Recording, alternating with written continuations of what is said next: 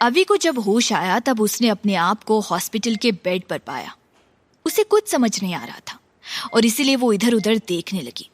उस कमरे में एक नर्स के अलावा कोई नहीं था, जो शायद उसके जगने का ही वेट कर रही थी।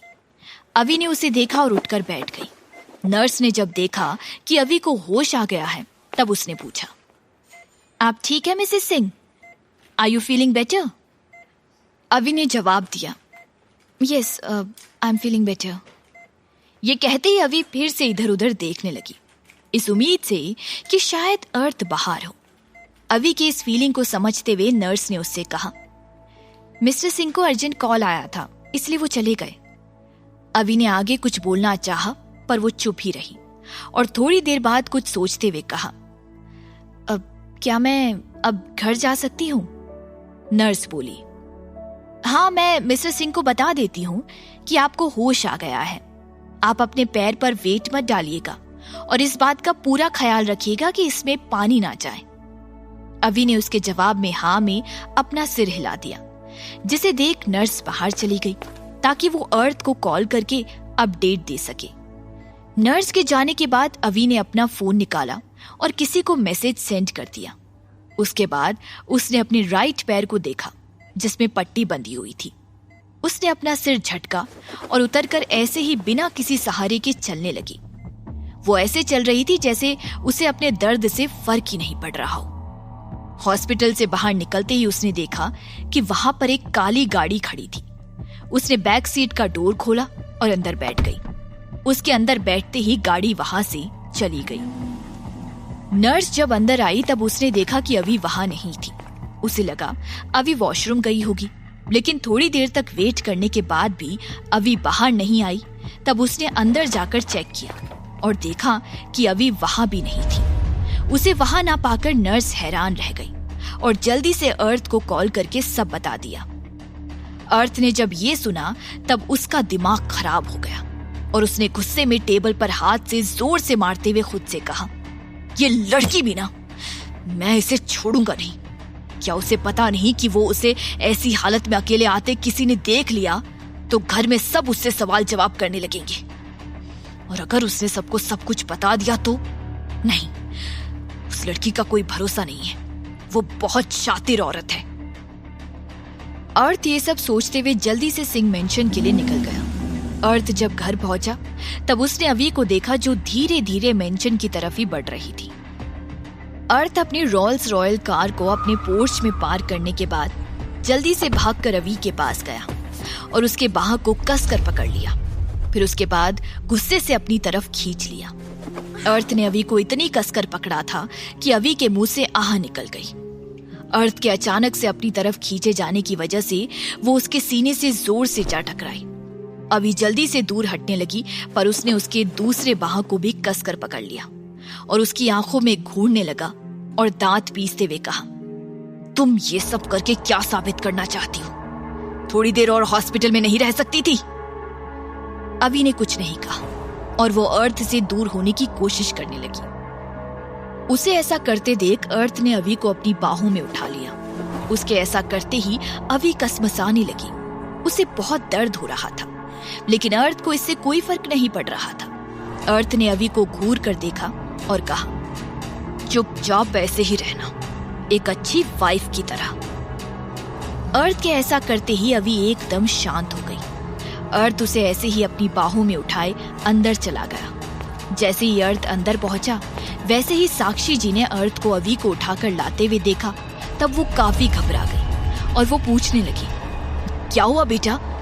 अवी, आपको क्या हो गया है? अर्थ ने जवाब दिया, छोटी माँ आव्या मंदिर में गिर गई थी और उसके पैर में कांच चुभ गया है और वो चल नहीं पा रही है। साक्षी जी ने आगे पूछा, अब ठीक तो है ना? ज्यादा चोट तो नहीं आई? तो तुमने डॉक्टर को दिखाया?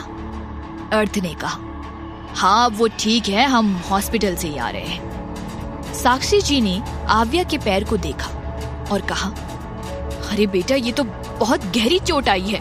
अर्थ तू जल्दी से इसे ऊपर ले जा, मैं हल्दी वाला दूध भिजवाती हूँ और उसके साथ ही डिनर भी। इस हालत में बार बार कहाँ नीचे आते रहोगे? मंदिर गए थे तुम दोनों तो वहाँ अच्छे से दर्शन किया ना? अर्थ ने झूठ बोलते हुए कहा, हाँ छोटी माँ, अच्छे से दर्शन कर लिए हैं, आप चिंता मत करिए। और फिर वो अवी को उठाकर ऊपर बेडरूम में ले गया और बेड के पास ले जाकर बेड पर पटक दिया, जिससे अवी के पैर में दर्द की एक लहर उठ गई और वो करहाने लगी। वो बड़ी मुश्किल से उठकर बैठी। उसने एक नजर भी अर्थ को नहीं देखा, जबकि अर्थ अपनी आंखों में नफरत के अंगारे लेकर उसे घूरे जा रहा था। अर्थ ने गुस्से में कहा, मेरे घर वाले बहुत अच्छे हैं, तुम उनकी अच्छाई का फायदा उठाने की सोचना भी मत, जैसे मेरे भाई का उठाया था, समझी? वरना तुम्हारी जो हालत होगी उसकी जिम्मेदार सिर्फ तुम होगी। अर्थ ने जैसे ही ये कहा, उसके बाद वो अवी के करीब आया और अपने हाथ से उसके चिन्ह को पकड़कर ऊपर कर अवी की आंखों को पढ़ने की कोशिश करने लगा। लेकिन इस वक्त अवी की आंखों में कोई भाव नहीं थे। वो उसके इरादे समझ ही नहीं पा रहा था।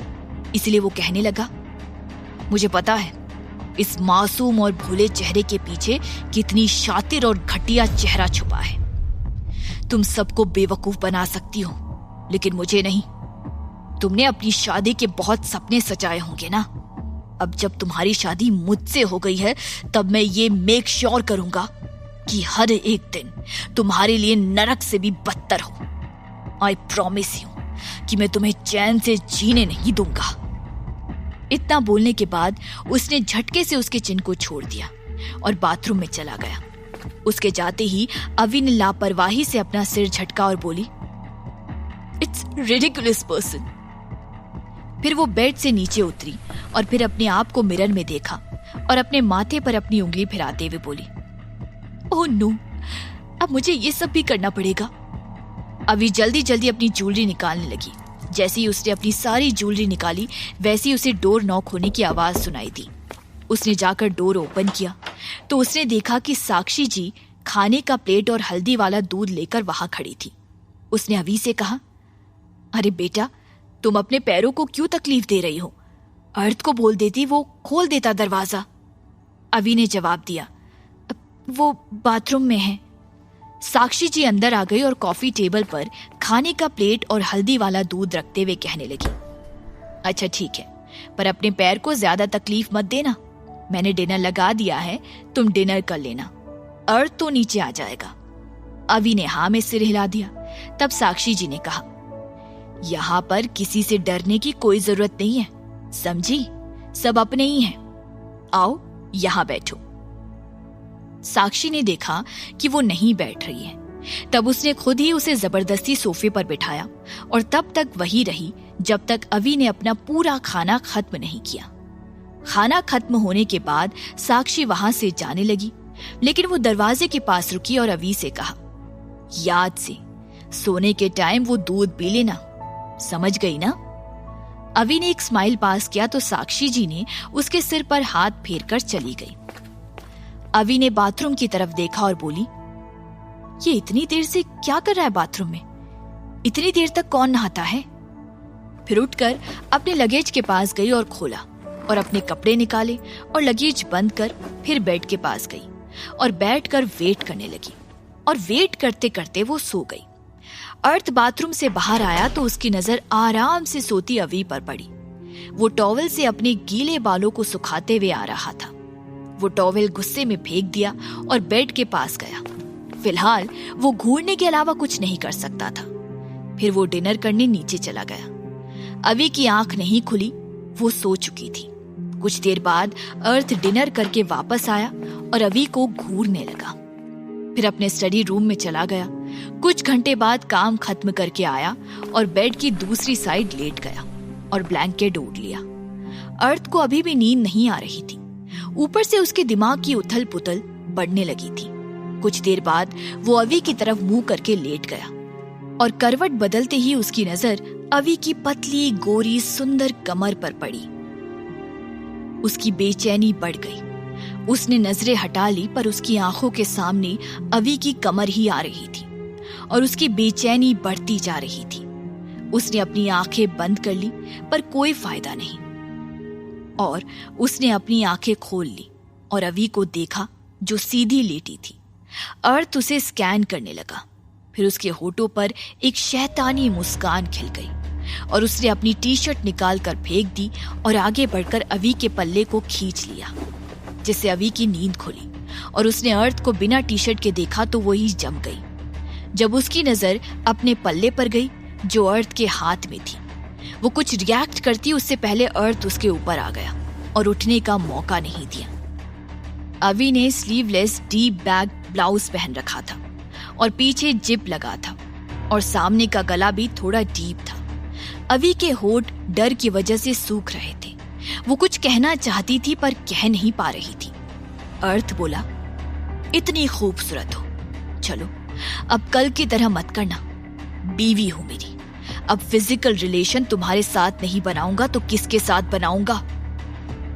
वो बेशर्म की तरह मुस्कुराया और बिना देर किए अवी पर हावी हो गया। उसे अवी के चोट का कोई ख्याल नहीं था। अवी ने बेडशीट को कसकर पकड़ रखा था और आंखें बंद थी। उसके कोरों से आंसू बह रहे थे और अपनी डिजायर पूरी करने के बाद अर्थ ने अवी को छोड़ दिया और उसके बगल में लेट गया। कुछ देर में उसे नींद भी आ गई। अवी की भी आंखें थकान की वजह से खुल और बंद हो रही थी।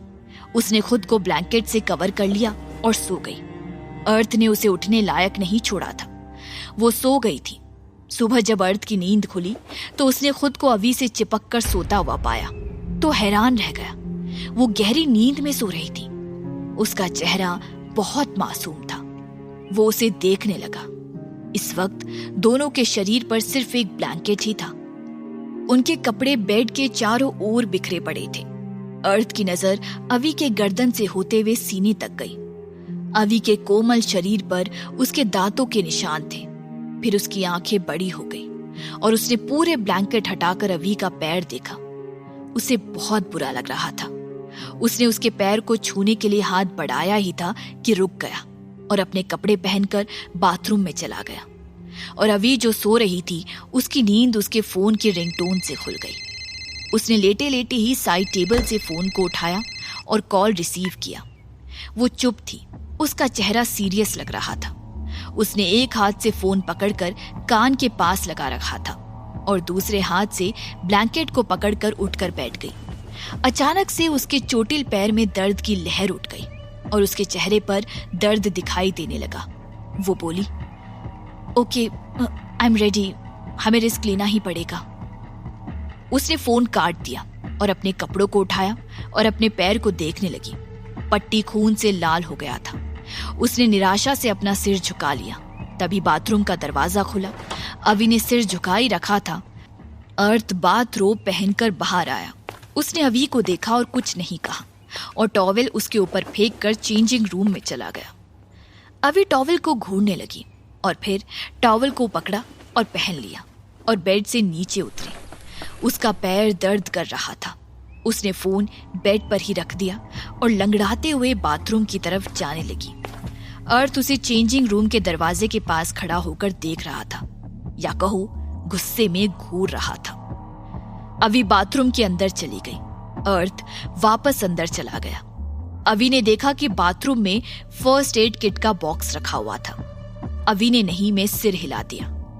कुछ घंटे बाद वो लंगड़ाते हुए बाहर आई।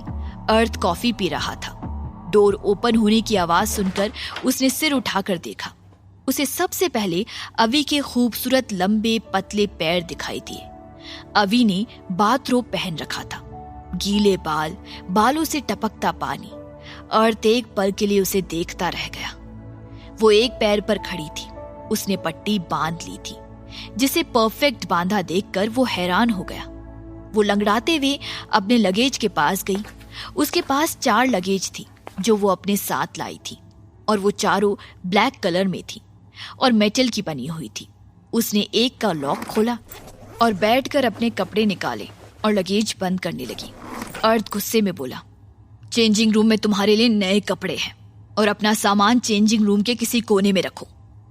अवी ने उसे घूर कर देखा और बोली, उसकी जरूरत नहीं है। अर्थ हक्का बक्का रह गया। उसे नहीं पता था अवी उसे पलटकर जवाब देगी। अवी दोबारा अर्थ के होश में आने से पहले बाथरूम में चली गई। अर्थ बस गुस्से से घूरता रह गया। कुछ देर बाद अवी बाहर आई। उसने high neck sleeveless white colour का ब्लाउज और पीले रंग की शिफॉन की साड़ी पहन रखी थी। और उसका पल्ला आज फ्री पल्ला था। वो जैसे तैसे ड्रेसिंग टेबल के पास आई। उसने आईने में देखा वो बहुत प्यारी लग रही थी। वो अपने बालों को सामने की तरफ लाकर अपने ब्लाउज की जिप हाथ पीछे ले जाकर बंद करने की कोशिश करने लगी, पर पहुंच नहीं पा रही थी। उसका दिमाग खराब हो गया। वो उसी में अटकी थी, अर्थ उसे ही देख रहा था, या कहीं घूर रहा था। वो उठ गया और उसके पास जाकर जिप पकड़ कर लगा दिया और बोला, सामने से हटो। फिर उसे हटाया। अवी ने कुछ नहीं कहा और हट गई। वो भी उसे घूर रही थी। वो अपने बाल हेयर ड्रायर से सुखाने लगी। उसने अर्थ को एक झलक मिरर में देखा। अर्थ सच में कामदेव का अवतार था। वो बहुत सुंदर था। फिलहाल अवी को उसमें कोई इंटरेस्ट नहीं था। वैसे भी वो उसे बिल्कुल भी पसंद नहीं करती थी। उनके बीच नफरत की दीवार थी।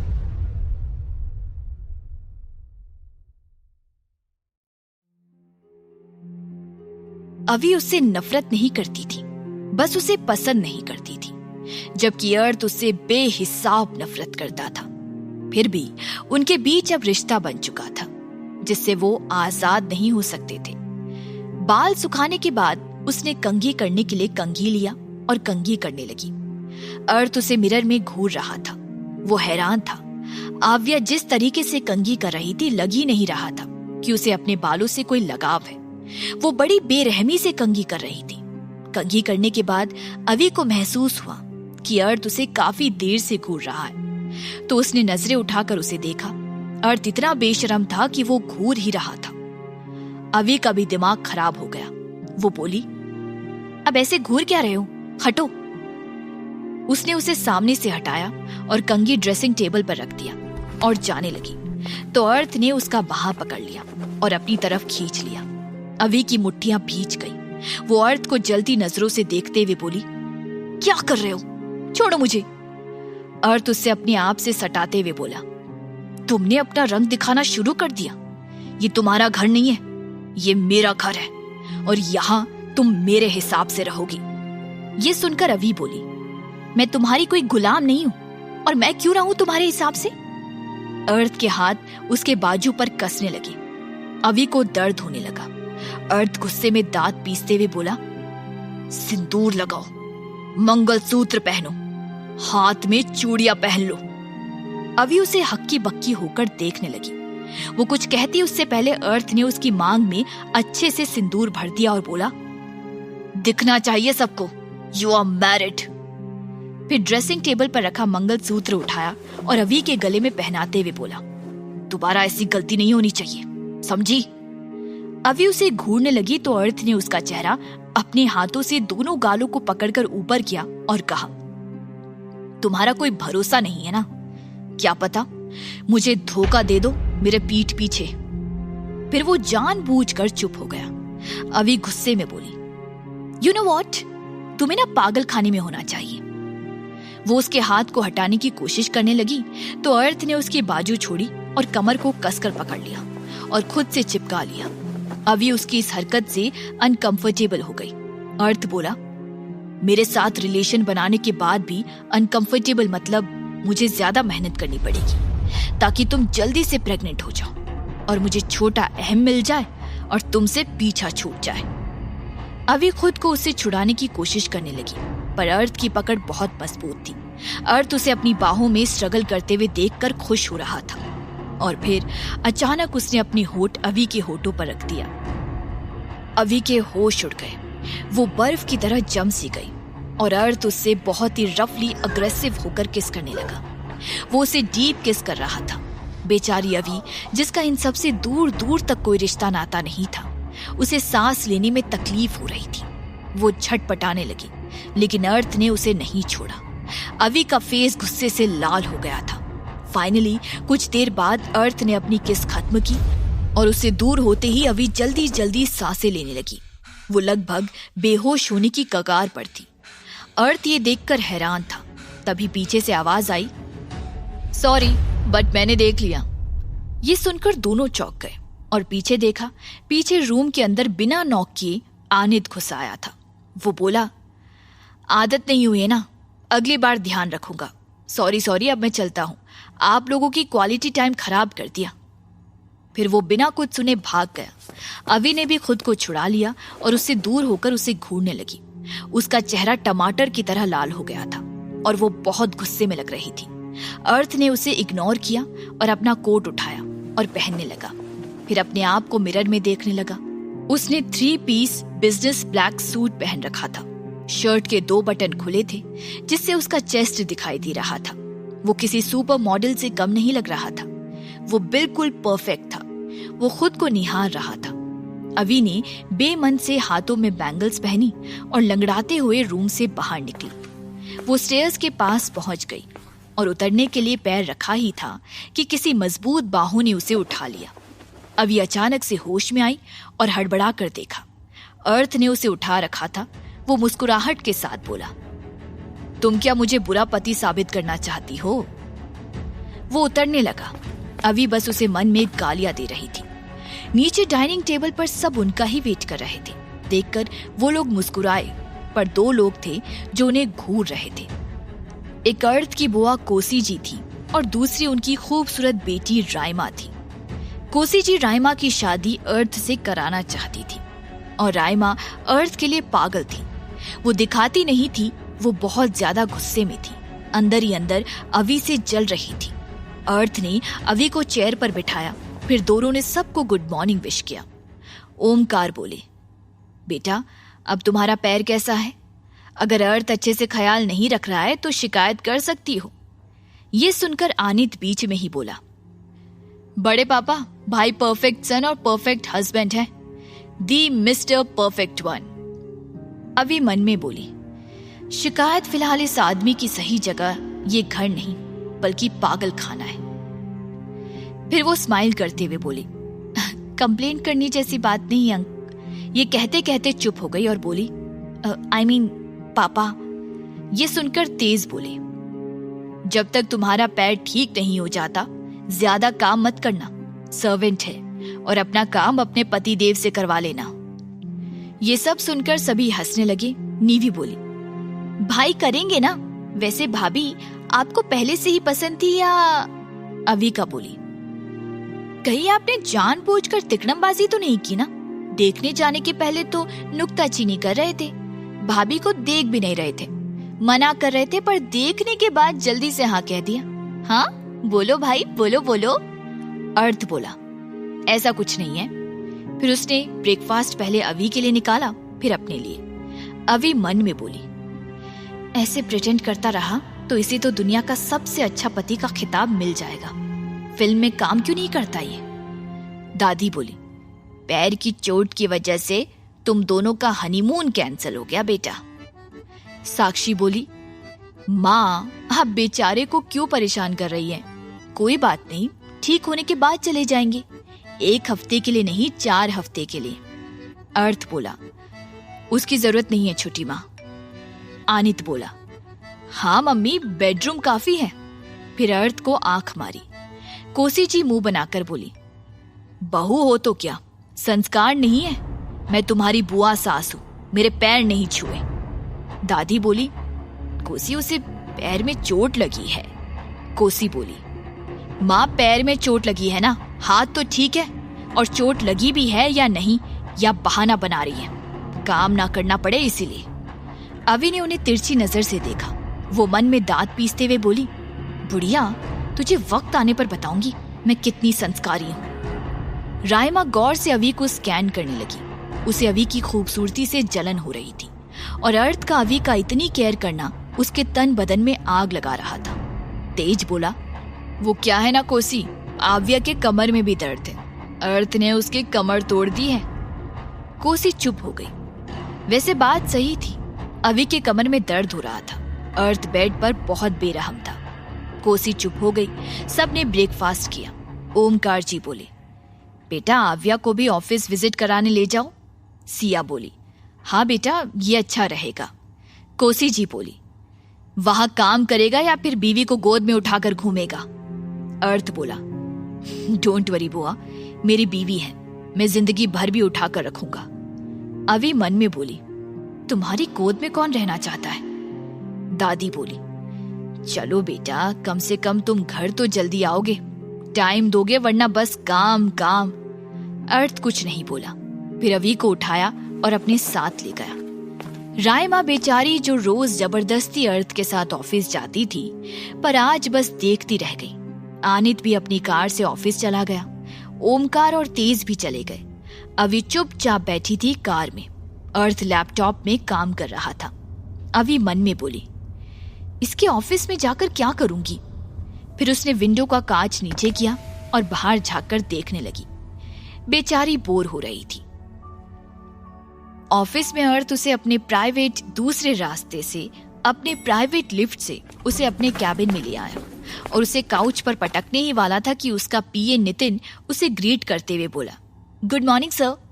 अर्थ रुक गया और प्यार से अवी को काउच पर बिठाया। अवी ने कुछ नहीं कहा। उसे पता था वो अच्छा पति होने का नाटक कर रहा है। अर्थ बोला, मैडम के लिए चाय नाश्ता भिजवाओ।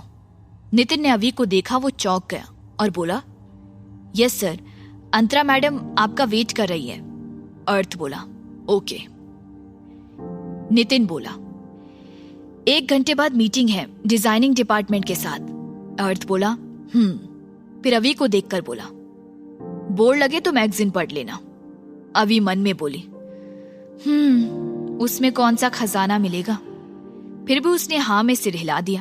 अर्थ और नितिन चले गए। अर्थ जब गया तो एक बला की खूबसूरत लड़की उसका वेट कर रही थी। उसने शॉर्ट ड्रेस पहन रखा था। अर्थ मुस्कुराते हुए बोला, अंतरा आई एम सॉरी, तुम्हें वेट करना पड़ा। अंतरा पलटी और अर्थ को देखकर भाग कर आई और उससे लिपट गई और बोली, I miss you so much baby. फिर उसके गाल पर किस किया। अर्थ बोला, मिस यू सो मच। अंतरा एक एक्ट्रेस और मॉडल थी और अर्थ की गर्लफ्रेंड थी। अंतरा बोली, इस 1 महीने में मैंने तुम्हें बहुत मिस किया, तो आज तुम मेरे साथ टाइम स्पेंड करोगे, समझे। अर्थ बोला, हाँ बाबा हाँ, मेरी एक इम्पोर्टेंट मीटिंग है, उसे अटेंड करने के बाद आज का दिन और रात तुम्हारा, ओके। अंतरा बोली, और तुम्हारी सो कॉल्ड वाइफ का क्या। अर्थ ने कहा, डोंट वरी, वो क्या कर लेगी, वैसे भी मुझे उससे कोई मतलब नहीं है। तुम्हें तो पता ही है मैंने उससे शादी क्यों की है, ताकि उसके जरिए उसे और उसकी फैमिली को बर्बाद कर सकूं। अंतरा बोली, उसे तलाक देने के बाद तुम्हारी फैमिली मुझे एक्सेप्ट तो कर लेगी ना। अर्थ बोला, मैंने तुम्हें कमिटमेंट किया है कि मैं तुमसे शादी करूंगा, मतलब करूंगा, चाहे कुछ भी हो जाए, अंडरस्टैंड। और भले ही उससे मेरी फैमिली कितनी भी पसंद क्यों ना करती हो, मैंने उसके लिए सब प्लान किया है।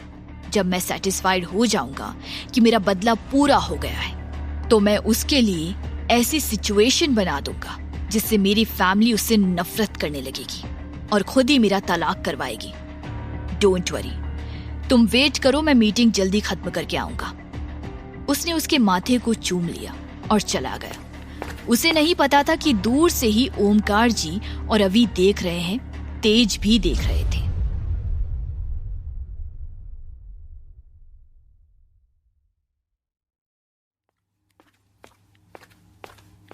अंतरा अर्थ के ऑफिस में ही बने पेंट हाउस में चली गई। ओमकार जी और तेज जो अवी के पास आए, अवी अपनी जीप को अपने मुंह के अंदर घुमाते हुए बोली, लड़की तो अच्छी है, हॉट है। ओमकार जी उसे घूरने लगे और बोले, उस पर ध्यान मत दो। अवी मुंह बनाते हुए बोली, मेरा तो ध्यान चला गया, इसलिए देख रही थी। वैसे लड़की हॉट है, बेकार में आपने मुझे अपने बेटे के गले बांध दिया।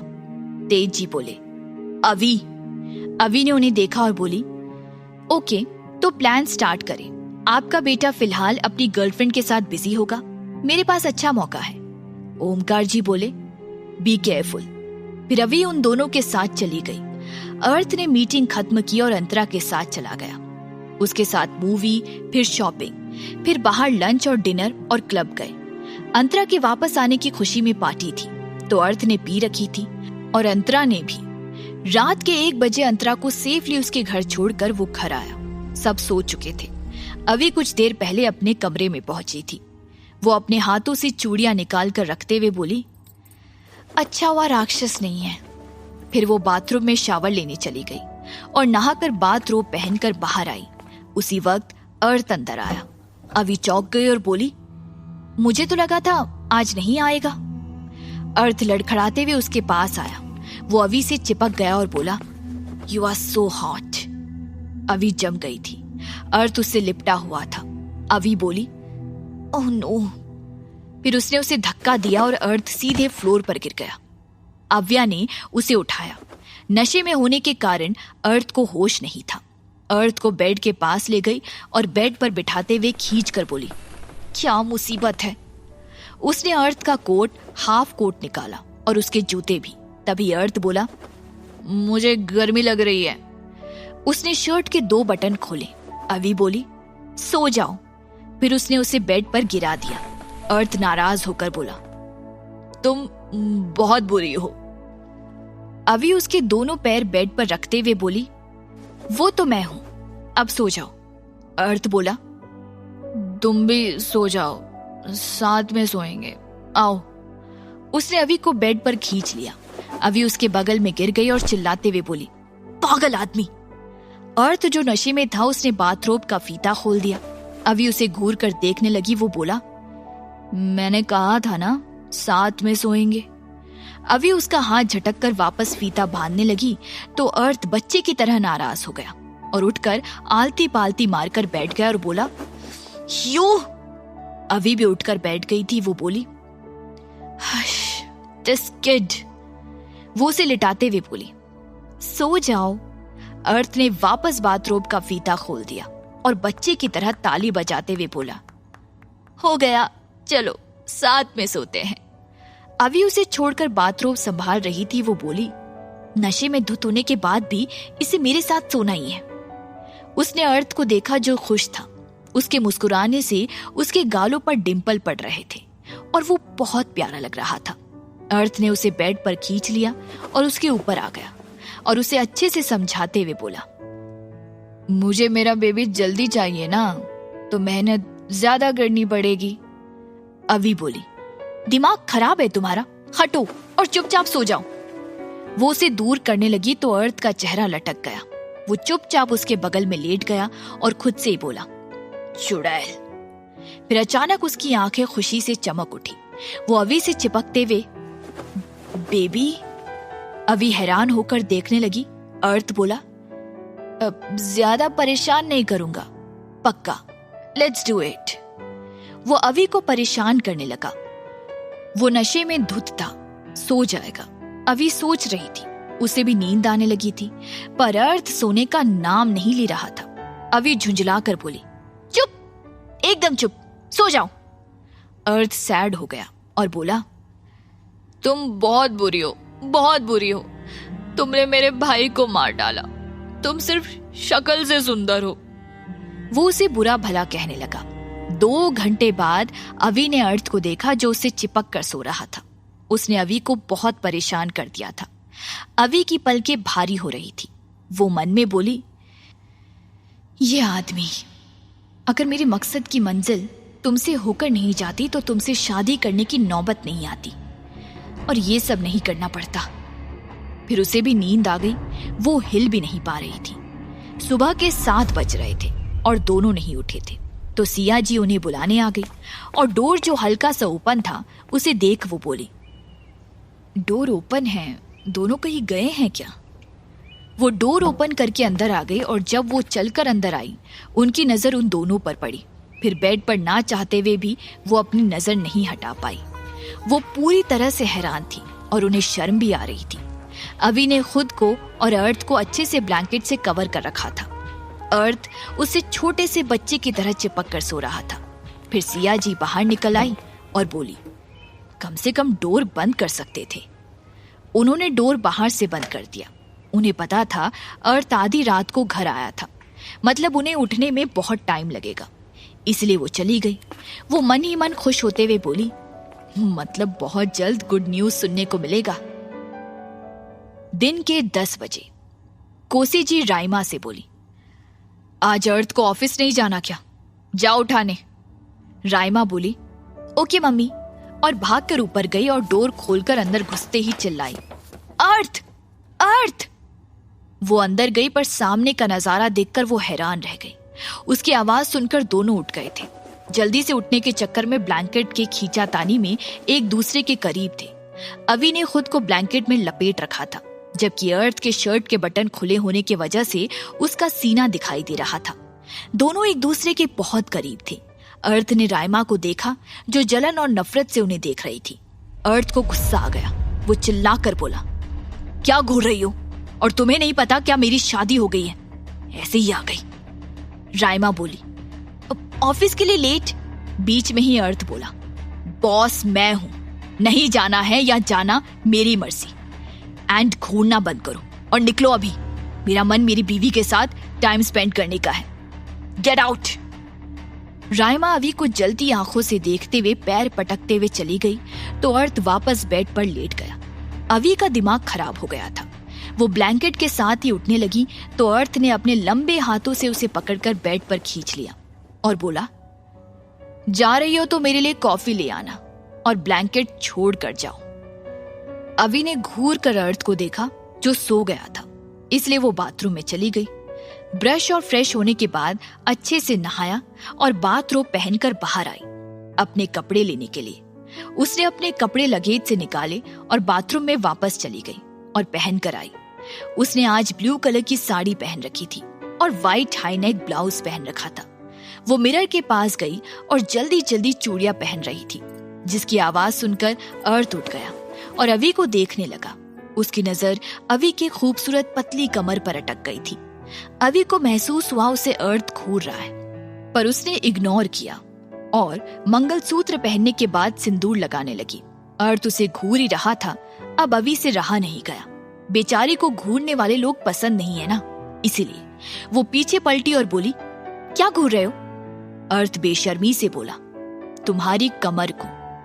वैसे कोई कह नहीं सकता ना कि इतने खूबसूरत चेहरे के पीछे एक शातिर चेहरा है। अभी उसे जान से मारने वाले नजरों से देखने लगी और बोली, बकवास बंद करो। अर्थ उसे बेशर्मी से घूरने लगा और बोला, बीवी हो मेरी, इट्स माई राइट बेबी। फिर वो बेड पर कोहनी टिकाकर उसे देखने लगा। अभी मन में उसे कोसते हुए बोली, तुमको एक दिन खून के आंसू ना रुलाया ना तो नाम बदल लूंगी अपना। वो अपने बालों का जूड़ा बनाने लगी। तभी अर्थ के फोन की रिंगटोन बजने लगी। उसने स्क्रीन देखा तो बेबी नाम फ्लैश हो रहा था। अभी चुपचाप बाहर चली गई। अर्थ कॉल रिसीव करके बोला, हेलो। अंतरा बोली, बेबी आज मेरा बर्थडे है, तुमने विश नहीं किया। अर्थ प्यार से बोला, सॉरी बेबी, मैं अभी उठाऊं, रात को ज्यादा हो गया था। हैप्पी बर्थडे बेबी, बताओ क्या गिफ्ट चाहिए? अंतरा सोचने का नाटक करते हुए बोली, सोच कर बताऊंगी, शाम को पार्टी है रॉयल ब्लू पब में। अर्थ बोला, ओके बेबी, और फोन रखा। अंतरा मक्कारी से हंसते हुए बोली, इडियट, होने को तो इतना बड़ा सीईओ है पर बेवकूफ। अंतरा इस वक्त अपने बॉयफ्रेंड की बाहों में थी। वो अर्थ से कोई प्यार नहीं करती थी, बस फेम और पैसे के लिए अर्थ से प्यार का नाटक करती आई थी। अर्थ उसके प्यार में अंधा, गूंगा, बहरा सब था। उस पर उसके करियर पर पैसे खर्च करता रहता था। सबसे बड़ा बेवकूफ था। जब उसने अवी के साथ शादी करने की बात उसे बताई तो अंतरा को कोई फर्क नहीं पड़ा, पर उसने नाटक जारी रखा एक समझदार प्रेमिका का कि वो अर्थ के लिए कुछ भी कर और सह सकती है। पर ऐसा कुछ नहीं था। वो कभी भी अर्थ से शादी नहीं करना चाहती थी। उसका पहले से ही बॉयफ्रेंड था जिसके साथ मिलकर उसे उल्लू बना रहे थे और अर्थ उल्लू बन रहा था।